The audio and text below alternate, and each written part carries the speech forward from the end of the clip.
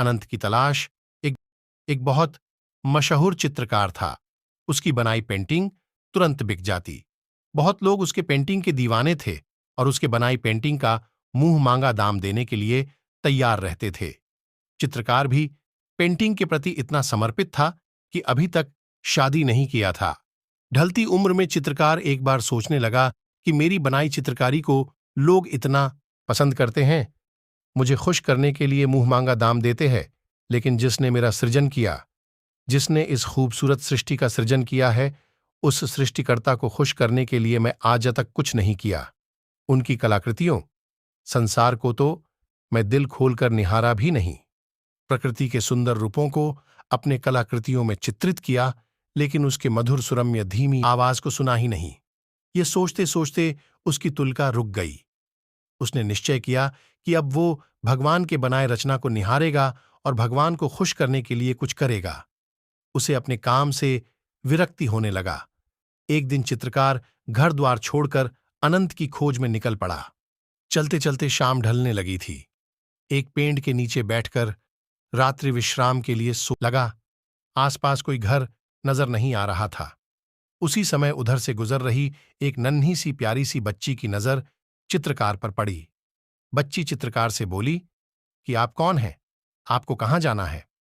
रात होने को है, चलिए हमारे घर, आपको अपने बाबा से मिलवाती हूं। बच्चे वैसे भी भगवान का रूप होते हैं, बच्चे सभी को प्यारे लगते हैं। बच्ची के बालहठ और पूर्वक आग्रह से चित्रकार की दुविधा समाप्त हो गई। वह बच्ची के साथ उसके घर चल दिया। अतिथि देवो भव के भाव से उस घर के बुजुर्ग ने चित्रकार का स्वागत खुशी मन से किया। उसने चित्रकार को आदरपूर्वक खाना खिलाने के बाद रात्रि विश्राम की व्यवस्था कर दी।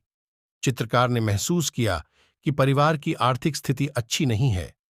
जीवन में पहली बार उसे पराये भी अपने लगने लगे थे।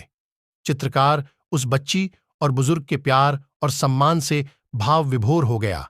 बरबस उनके आंखों से आंसू निकल पड़े। चित्रकार ने बुजुर्ग से कलर पेंट तथा ब्रश मंगाकर उसके घर के सामने जो लकड़ी का बाड़ फेंसिंग लगा था, उसको पेंट कर दिया। इसके बाद उन लोगों से विदा लेकर चित्रकार वहां से चला गया। इधर जब चर्चा हुई कि चित्रकार घर छोड़कर कहीं चले गए हैं, चित्रकार के प्रशंसक उनकी खोज करते करते बुजुर्ग के घर पहुंचे।